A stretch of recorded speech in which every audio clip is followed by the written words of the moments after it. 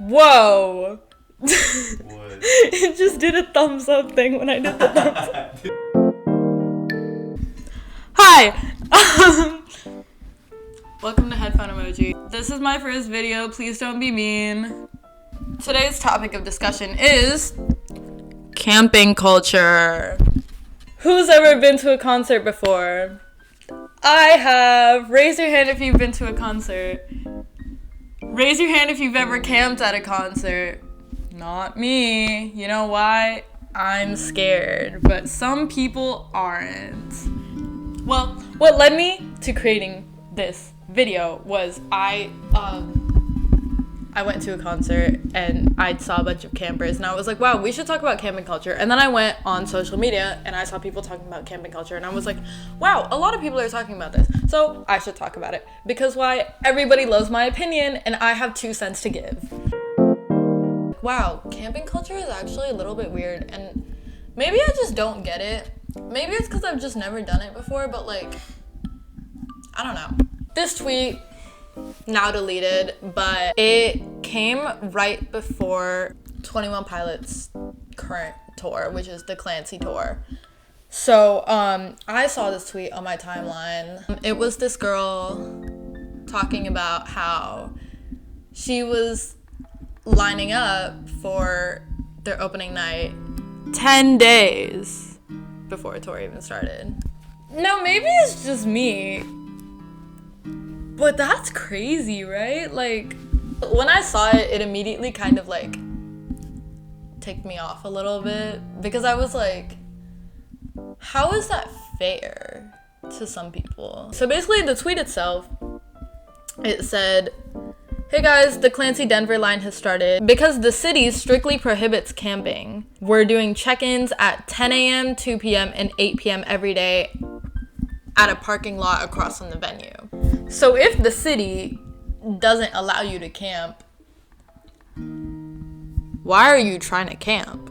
Like, it doesn't make sense, you know? Now, I don't really understand camping culture or like what it means to check in. Like, do you just have to stand there in line or something? I saw a TikTok about it a couple of weeks ago too, which kind of explained it more because I went in the comments and I was like, hey, I don't get the point of this. And some girl replied to me and she was like, so basically you just have to stand in line. And like, if you're not in line at check-in, then you get kicked out of line. That just seems kind of weird to me. Like, why are you doing all this literally 2 weeks before the show even starts? That's actually crazy behavior to me. Whatever makes her happy. I'm sure that girl was, you know, center barricade or whatever. It is what it is. I think a couple weeks after that, or like 2 days before their tour started, 21 Pilots came out with a tweet saying, hey guys, please listen to venues and we will give out, you know, wristbands about tour the day of the show so that you guys don't have to do all that. And then some venues honored the fan lines and then some didn't. And low-key that started drama, but I'm not about to get into it. So basically, maybe you shouldn't be having fans be in charge of hundreds of people because at the end of the day, that's not somebody in charge of a bunch of people. That's just a girl. That's 23-year-old Haley from North Carolina, bro. She doesn't know what she's doing. She just wants to be first in line. I'm sorry to all the 23-year-olds named Haley out there. This is not anything at you. I love you, Haley. Maybe let official people be in charge of official things. You know, no matter how badly you want to be first in line, maybe you just get there 10 days before. I don't know. That tweet kind of just started my thinking on that. It's been like a month and I haven't stopped thinking about it, so clearly this has been on my mind. And I'm glad I'm finally yapping about it now. Anyways, I found this article online. The article is by thezillennialzine.com and it's called Concert Camping Culture, Why It's Disastrous and Problematic for Concert Goers. Now that title is a little much, I'm not gonna lie. It's not disastrous, but there are some issues with it. Quick rundown of the article. It's split up basically into like 3 or 4 sections, but the first main section talks about unhoused people. And basically what it says is like a lot of the big cities where concerts are, like in LA and New York, it talks about how they have like really strict laws about like curfews and like you're not allowed to like, you know, make a camp or whatever unless it's for an event like a concert. There's a lot of strict laws and law enforcement people that target unhoused people. They raid their homes and their camps and take their belongings, but none of that happens to concert campers, which is interesting. I'm not gonna get too into that. And usually the thing is with concert campers is they litter and they leave their stuff out everywhere. Clean up after yourself. It's kind of the whole idea, leave a place just as you found it, or better than you found it, whatever you prefer. So that's basically the whole first couple of paragraphs, and then there's another section after that which talks about the general safety of people who go to concerts. It kind of begins by talking about Astroworld and like,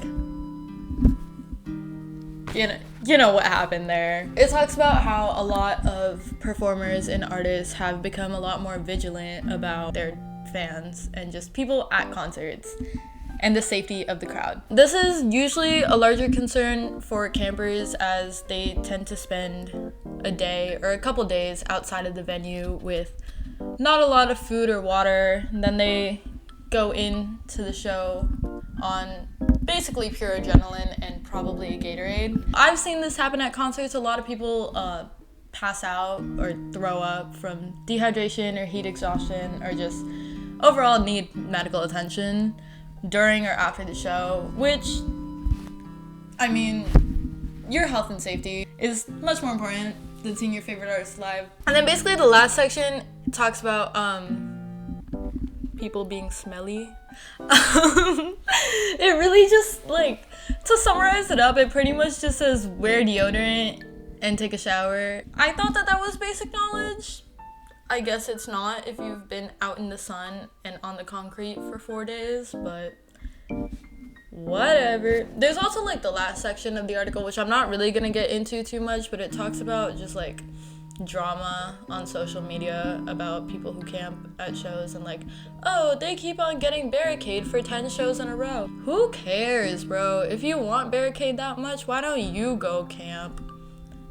Anyways, moving on to the next section. We're gonna talk about people who are messy. So anyways, I have 2 examples of this. Not 1, but 2. Shocker. Let me pull up the tweet. So, first example is from K-pop Twitter. Dun dun dun! Very scary place. I've been there once in my life. It was when I was a BTS fan in 2020 for about 2 weeks, and then I got scared. Anyways, basically this tweet, it just shows like all the trash from the line of people at an NCT and hyphen concert. Please don't come for me, I don't know my groups. It basically just shows a bunch of trash. And then the second example is from, I believe it was a 5 Sauce Chicago show. This is all just from my recollection of being on 5 Sauce Twitter at the time, so don't quote me on that. So this group of campers had inflatable things and just like plastic water bottles. It was mainly just these like inflatable chairs that they had to sit on, like, you know, the ones that you get from Five Below. And when they got inside the venue, they didn't put away their inflatables. Like, they just left it on the grass, which is weird, strange. I mean, if you paid for that, I would assume you want to keep it for more than a couple hours or like days, you know? So I don't know why you wouldn't clean up after yourself, especially if you're outdoors in like a grassy place. To me, it seems like common knowledge. To other people, I guess not. But maybe that's just me. Basically, the whole point of this section is just to say, don't be messy, don't litter. I'm pretty sure you can still get fined for littering. So I don't know if you want to pay hundreds of dollars for leaving out your literal plastic when you can just put it back in your car. Or like throw it away if you don't want it that badly. Like, don't just leave it out, it's gross. Nobody wants that. welcome to the next section of the video. We're gonna talk about just kind of the overall dangers of camping and just being in big cities. The rest of this video is mainly just testimonials from other people, aka my friends, and just their camping experiences, which I'm going to share because I have none of my own. So basically, my friend, once upon a time, quite a lot upon a time, she goes to shows in California, and you know, there's a lot of unhoused people in California, and she tends to camp some of the times at said shows. So this all basically happened at the same venue, right? There was this guy. He was doing slightly inappropriate things with this girl and touching her, and the cops, what did the cops and law enforcement do? Nothing.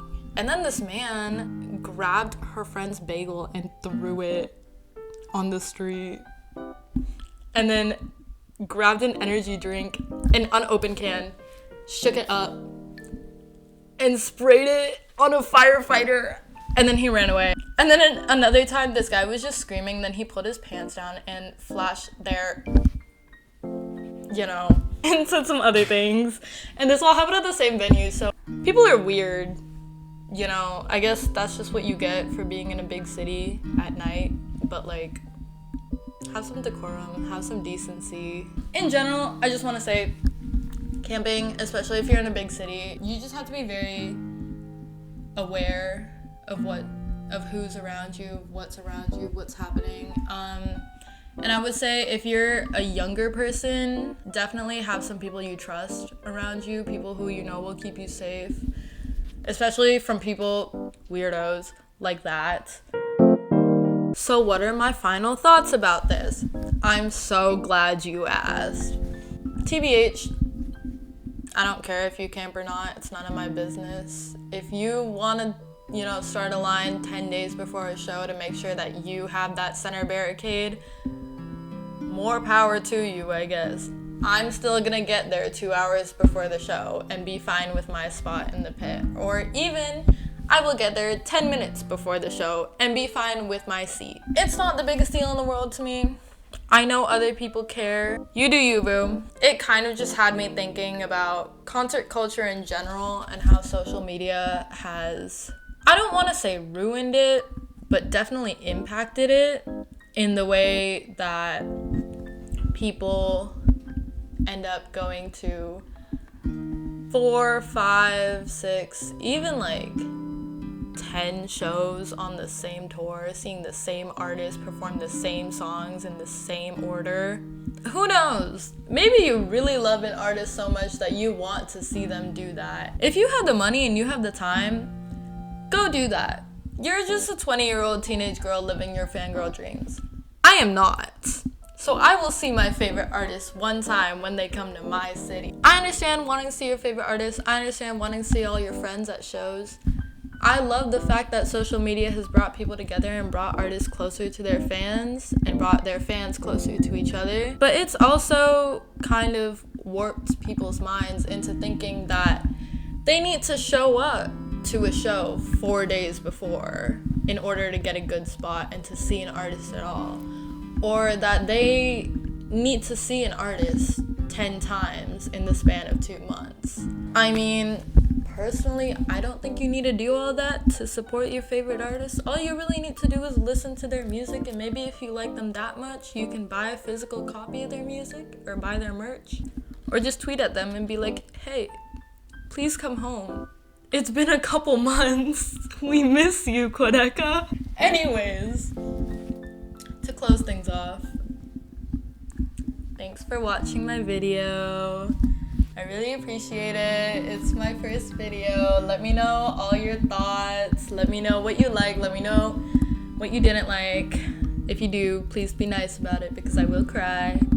Let me know if you have anything else you want me to talk about. Thanks!